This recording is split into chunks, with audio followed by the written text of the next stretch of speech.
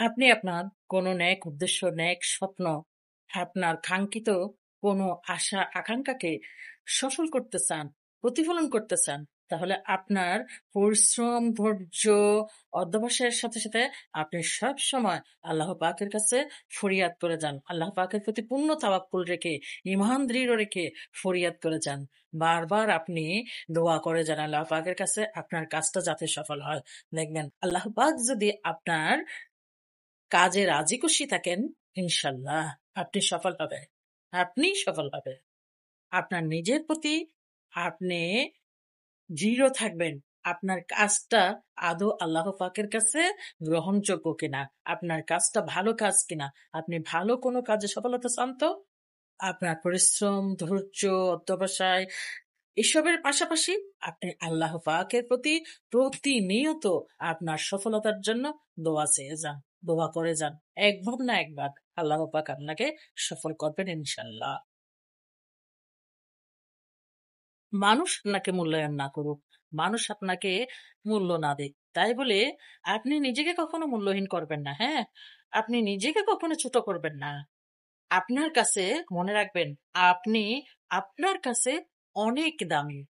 কে মূল্য দিল না দিল সেদিকে না ছুটে আপনি আপনাকে সময় দিন। মনে রাখবেন, প্রত্যেকের কাছে প্রত্যেকের জীবনটা আল্লাহ প্রদত্ত নিয়ামত। আপনার জীবনটার সুস্থ ব্যবহার আপনি নিজেই করুন। আপনার সময়ের মূল্য দিন।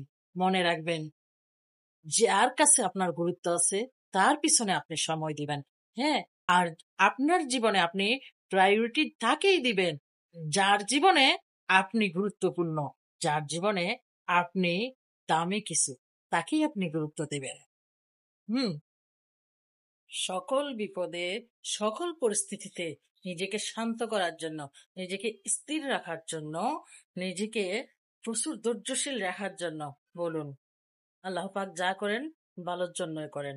আল্লাহ পাক যা করেছেন আলহামদুলিল্লাহ, এই বলে নিজের মনকে আগে শান্ত করুন। দেখবেন আপনি অটোমেটিকলি ধৈর্য ধারণ করতে পারছেন।